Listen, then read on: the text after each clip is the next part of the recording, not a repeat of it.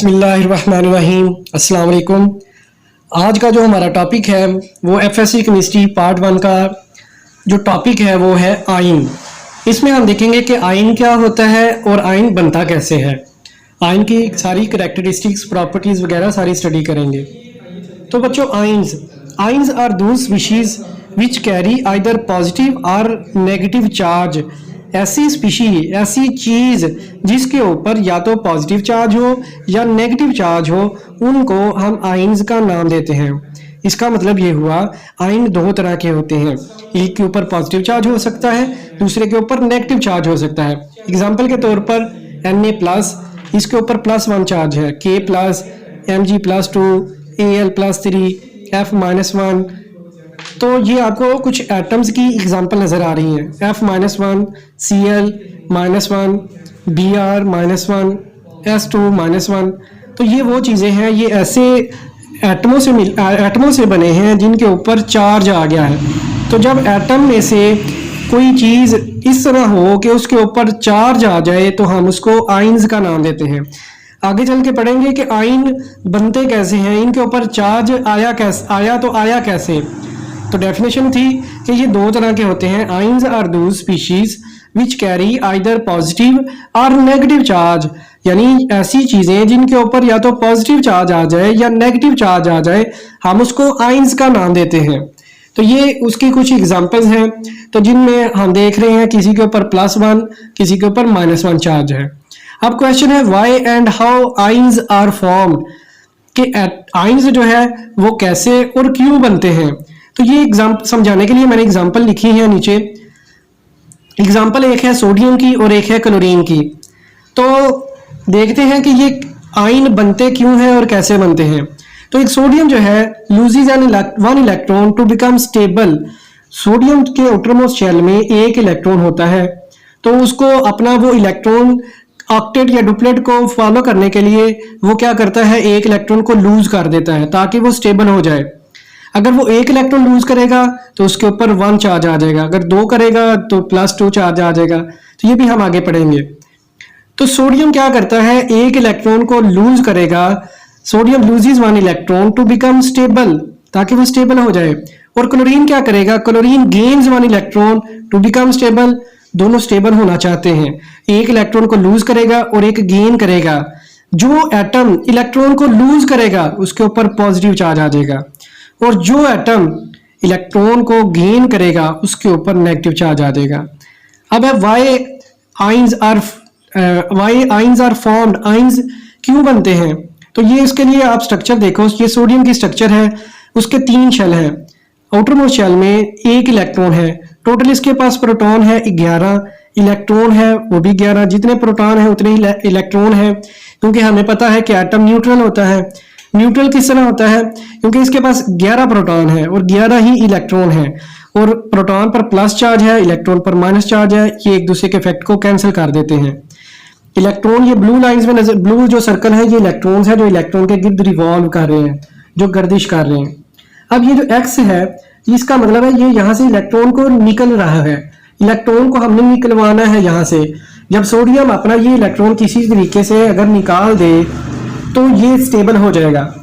तो ये जब स्टेबल होगा तो स्टेबल होने के बाद क्या होगा, इसके अंदर जो ये प्रोटॉन है जो प्लस वाले हैं और ये जो साइडों पे इलेक्ट्रॉन्स हैं, इनके नंबर में चेंजेस आ जाएंगी। इनके नंबर में पहले इक्वालिटी थी, अब इक्वालिटी नहीं रहेगी। पहले इलेक्ट्रॉन्स, ये जो सर्कल है ये यहाँ पर 11 थे, जब ये एक निकल जाएगा तो 10 रह जाएंगे। सेंटर में प्रोटॉन थे वो अभी भी 11 के 11 हैं, इलेक्ट्रॉन्स कम हो गए हैं। तो प्रोटॉन पर प्लस चार्ज होता है, तो प्लस चार्ज डोमिनेट कर जाएगा, ज्यादा हो जाएगा। तो जैसे ही प्लस चार्ज ज्यादा होगा तो वो क्या करेगा, डोमिनेट हो जाएगा, ज्यादा हो जाएगा, क्योंकि इलेक्ट्रॉन तो एक निकल गया। अब जो उसे कैंसिल कर रहा था वो अब उसे कैंसिल नहीं कर सकेगा। एक इलेक्ट्रॉन जो कैंसिल कर रहा था आखिरी प्रोटॉन को, अब वो उसके इफेक्ट को कैंसिल नहीं करेगा, तो यहाँ पर प्लस चार्ज आ जाएगा।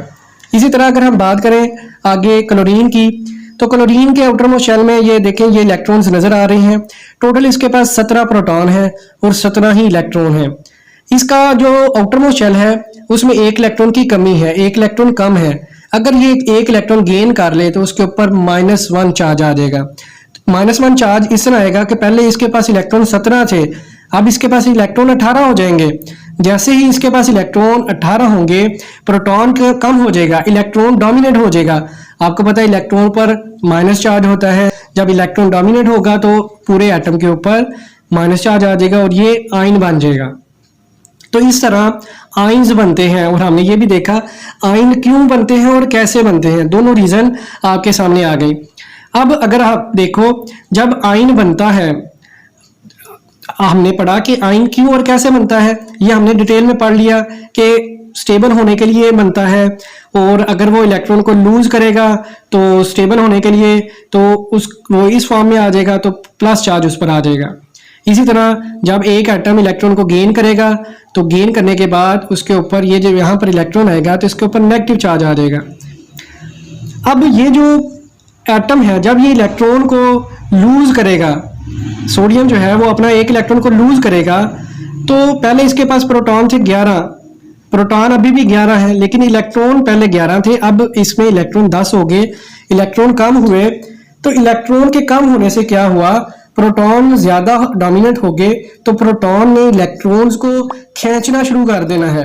प्रोटॉन्स न्यूक्लियर इफेक्टिव चार्ज लगाएंगे, इलेक्ट्रॉन्स के ऊपर एक फोर्स लगाएंगे, वो फोर्स क्या करेगी, पहले 11 प्रोटॉन थे 11 इलेक्ट्रॉन थे, तो वो फोर्स इतनी ज्यादा डोमिनेट नहीं थी, थी लेकिन डोमिनेट नहीं थी इतनी ज्यादा। अब चूंकि इलेक्ट्रॉन कम हो गया तो ये जो प्रोटॉन की जो खींचने की ताकत है, जो इफेक्टिव न्यूक्लियर चार्ज है वो ज्यादा हो जाएगा। जब वो ज्यादा होगा तो सोडियम का जो साइज है वो कम हो जाएगा, क्योंकि प्रोटॉन जो सेंटर में है उसने इलेक्ट्रॉन्स को अपनी तरफ अट्रैक्ट करना है, अपनी तरफ खींचना है। तो जैसे ही इलेक्ट्रॉन प्रोटॉन की तरफ खींचे चले जाएंगे, न्यूक्लियस की तरफ खींचे चले जाएंगे, तो न्यूक्लियस की वजह से एटम का जो साइज होगा वो कम हो जाएगा। पहले था 186 pm और अब रह जाएगा 95 pm। pm का मतलब है पिकोमीटर। अब अगर हम Cl की बात करें तो Cl में पहले 17 इलेक्ट्रॉन से, अब एक इलेक्ट्रॉन मजीद इसमें ऐड हो गया, तो मजीद इलेक्ट्रॉन के ऐड होने से क्या हुआ, प्रोटॉन तो उतने ही है, इलेक्ट्रॉन ज्यादा हो गए हैं, इलेक्ट्रॉन पर माइनस चार्ज है। अब जब प्रोटॉन इसको खींचेगा, इलेक्ट्रॉन्स को अपनी तरफ खींचेगा, तो आखिरी जो इलेक्ट्रॉन अभी जो नया आया है उसको इतनी ताकत से नहीं खींच सकेगा। तो इस वजह से जो इलेक्ट्रॉन होगा वो अपना इलेक्ट्रॉनिक क्लाउड को बढ़ा लेगा, इलेक्ट्रॉन का साइज जो होगा, एटम का जो साइज होगा वो बढ़ जाएगा। वो पहले था 99 pm, अब हो जाएगा 181 pm। तो जब एक एटम इलेक्ट्रॉन को लूज करता है तो उसका साइज कम हो जाता है, जब एक एटम इलेक्ट्रॉन को गेन करता है तो उसके साइज में इजाफा हो जाता है। तो ये था आज का थोड़ा सा हमारा आयन के रिलेटेड। अब हम देखते हैं कि आयन्स की कितनी टाइप्स होती हैं। तो बच्चों आयन्स की 2 टाइप्स होती हैं, एक होता है केटाइन और एक होता है एनाइन। अब केटाइन और एनाइन वर्ड निकले कहाँ से? केटाइन जो वर्ड निकला वो निकला है कैथोड से, क्योंकि जब एक इलेक्ट्रोकेमिकल सेल में देखें तो उसमें कैथोड पर वो चीजें आती हैं, अट्रैक्ट होती हैं, इकट्ठी हो जाती हैं जिनके ऊपर पॉजिटिव चार्ज होता है। चूंकि केटाइन के ऊपर पॉजिटिव चार्ज होता है, इस वजह से जो कैथोड से वर्ड में बन गया कैट आइन।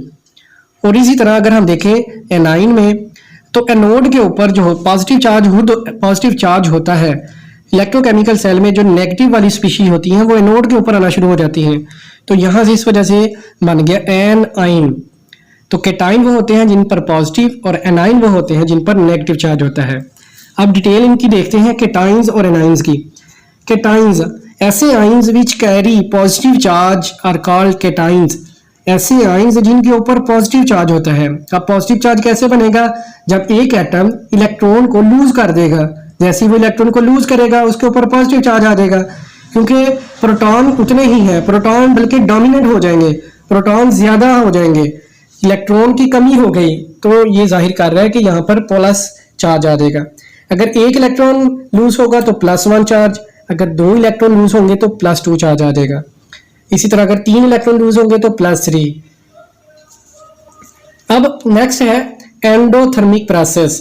केटाइन बनने के अमल को एंडोथर्मिक प्रोसेस कहते हैं। एंडोथर्मिक प्रोसेस वो होता है जिसमें process in which energy is required और अब्सॉर्ब्ड, यानी जिस प्रोसेस को करने के लिए एनर्जी चाहिए होती है, एनर्जी जज़ब होती है उसको एंडोथर्मिक का नाम देते हैं। मतलब इलेक्ट्रॉन को निकालने के लिए या इलेक्ट्रॉन को निकलने के लिए एनर्जी चाहिए। इसको मैं समझाने के लिए ये बताता हूँ कि अगर हम किसी शॉपकीपर के पास जाते हैं, उससे कोई चीज़ लेने जाते हैं, तो उससे वो चीज़ लेते हैं तो हम उसे पैसे दे देते हैं, हम उसे एनर्जी दे देते हैं। तो यहाँ पर भी सेम ऐसे ही है। सोडियम में से एक इलेक्ट्रॉन निकालने के लिए हमें 496 किलो जूल पर मोल एनर्जी चाहिए। प्लस का मतलब है इतनी एनर्जी हमने ऐड करनी है, यानी एंडोथर्मिक रिएक्शन है। तो इलेक्ट्रॉन को जब हम रिमूव करवाएंगे तो रिमूवल ऑफ इलेक्ट्रॉन को हम ऑक्सीडेशन का भी नाम देते हैं। तो केटाइन की फॉर्मेशन जो रिएक्शन करेगी वो ऑक्सीडेशन रिएक्शन होगा। तो एंडोथर्मिक प्रोसेस होगा, ऑक्सीडेशन रिएक्शन होगा। तो ये थी बड़ी इंपॉर्टेंट एमसीक्यूज के रिलेटेड टर्म्स। अब हम देखते हैं दूसरी इसकी टाइप, एनाइंस क्या होते हैं।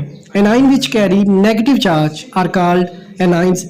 जैसे ये आपके पास एक एटम है, ये जब एक इलेक्ट्रॉन को जज़ब कर लेता है, ऐड कर लेता है, गेन करता है, तो पहले इसके पास न्यूट्रल चार्ज था। जब इसने एक इलेक्ट्रॉन ले लिया, इलेक्ट्रॉन पर माइनस चार्ज है, तो इसके ऊपर भी ओवरऑल माइनस चार्ज आ जाएगा।